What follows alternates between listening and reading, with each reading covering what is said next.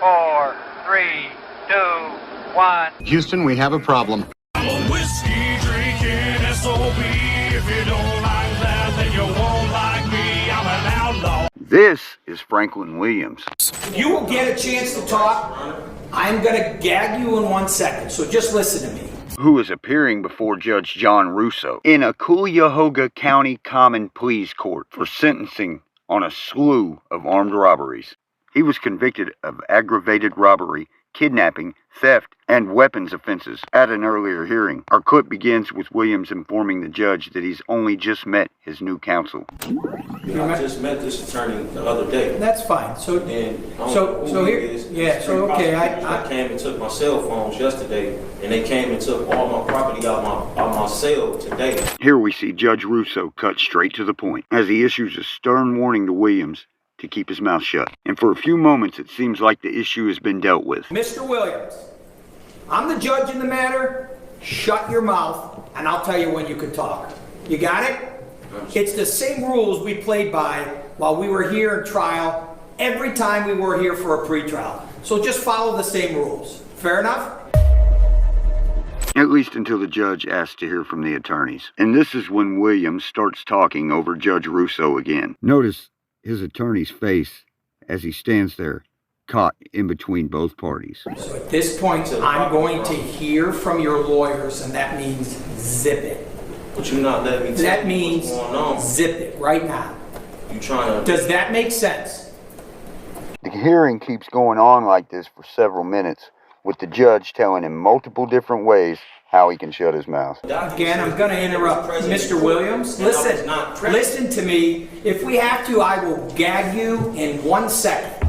So listen, you will get a chance to talk. I'm going to gag you in 1 second. So just listen to me. But that don't stop our man here. No, he didn't budge. He was determined to get his point across as he continues to argue with the judge. Here it is again. So you said to me you understand this comment. Zip it. Right now. Even though he's constantly protesting, he stays perfectly calm sitting in his seat. But we soon get to the point when the judge has had enough. What we see next is a courtroom first that causes a lot of controversy, as 6 sheriff's deputies descend on the defendant.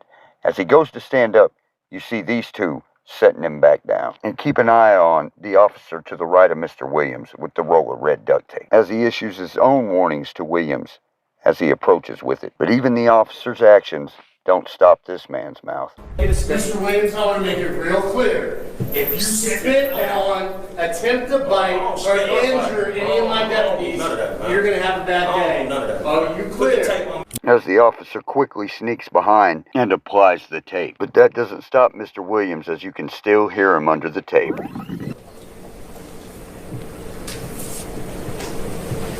That's what it is. We'll go back on the record. Mr. Williams will have a chance to speak. And I'll be monitoring everything I say. The judge resumes the hearing, and Williams continues to talk, but it's a little quieter because of the tape. And he is eventually sentenced to 24 years for the robbery. But what made the headlines was the judge's actions during court, and those actions was criticized by many, because the role of a judge is to show impartiality and moderation in all cases, regardless of the defendant's behavior. And in this case, it can be argued that the judge failed to achieve this. So what do you think about this judge's decision? And since you're here, why not check out the gear, like our operator's warning shirt?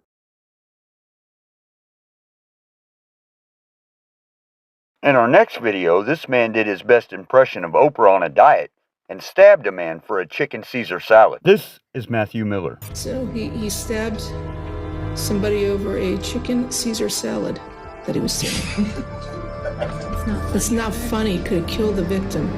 In a Miami-Dade Circuit Court, Judge Mindy Glazer is presiding over this event, and Miller is accused of stabbing 2 grocery store employees the day before. So he stabbed somebody over a chicken Caesar salad. But Miller's smiles and courtroom outbursts will soon show you how much he values life. And with the salad's price tag being only $7.99, it's a great thing that both men survived. They suffered just minor injuries. But Judge Glazer will soon show Miller that she is not amused.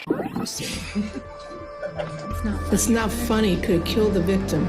They shouldn't have got involved in a salad. You're not supposed to steal.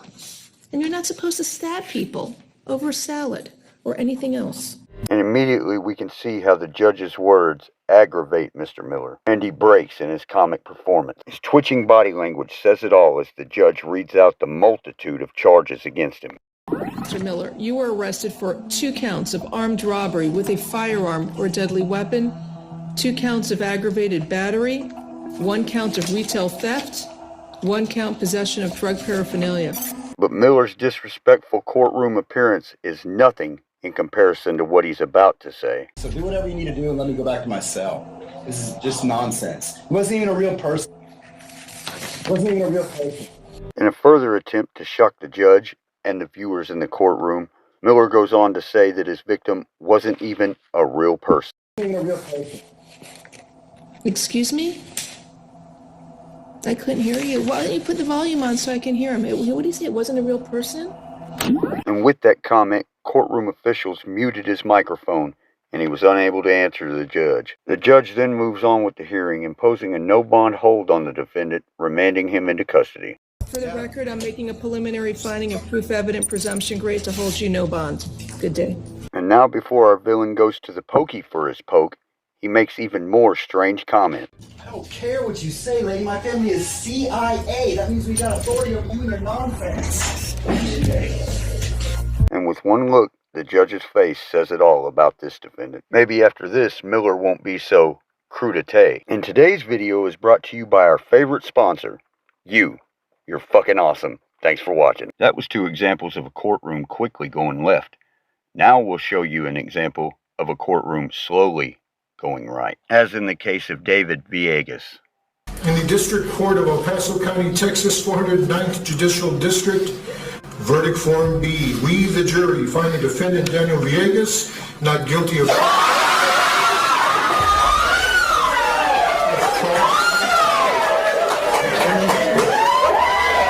When he was just 16 years old in the way back year of 1993, Villegas was accused of the double murder of Armando Lazo and Bobby England in El Paso, Texas. Police soon arrested the teen, and he was interrogated and gave a full confession that he later recanted and said was because of pushy police officers. He stood trial in 94, but the outcome was a knee-swinging hung jury. He would be retried the following year in 95, and would be convicted of capital murder. He spent 18 years in prison, vehemently proclaiming his innocence, and on an appeal in 2013, his conviction was overturned, and a new trial was ordered. Please be seated. And we will watch as the courtroom comes to order, as the jury has announced that they have reached a verdict, and Judge Sam Medrano is the presiding judge. And this time the defendant has even more riding on this verdict, as he has made 3 children on the 4 years he's been out on bond. Villegas sits with his hands clasped in front of his face, unable to hide it as he waits for his fate. And he's not the only one, as the defense team has similar looks.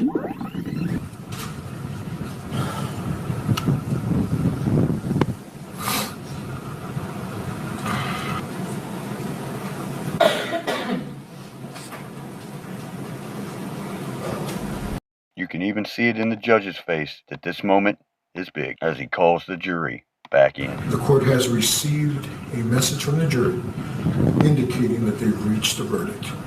At this point, the courtroom was so quiet, a mouse fart sounds like a lion's roar. He then asks the defendant to stand, and the weight of this situation can be seen all over his face. If the defendant will please stand. As his family cries, Villegas isn't even stable to stand by himself, with his defense team holding him for support. And it's almost as like the whole room is holding its breath as the verdict is read. Verdict form B. We, the jury, find the defendant Daniel Villegas not guilty of...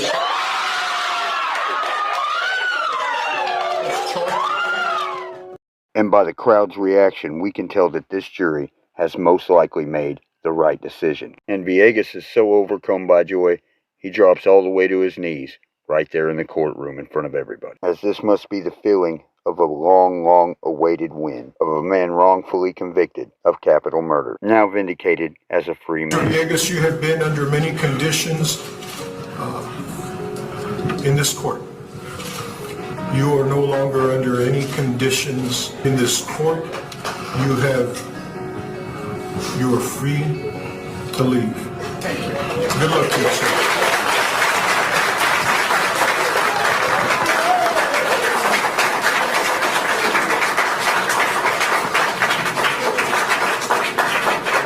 And with seeing this video, maybe sometimes two lefts does make a right. Did you know for less cost than your daily ass wipe, you could help a sober cowboy that so desperately needs your support?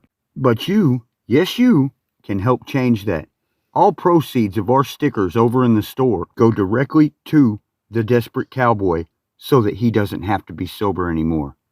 Won't you help today? And as always, if you're still watching, thank you. If this is your first time, you might subscribe. For everyone else, we really appreciate it. And if you want to show us your appreciation, smash that like button, share the video, comment, hit the thanks button, use this QR code and check me out on Instagram. Or, just stop on by next time, and we'll see you then.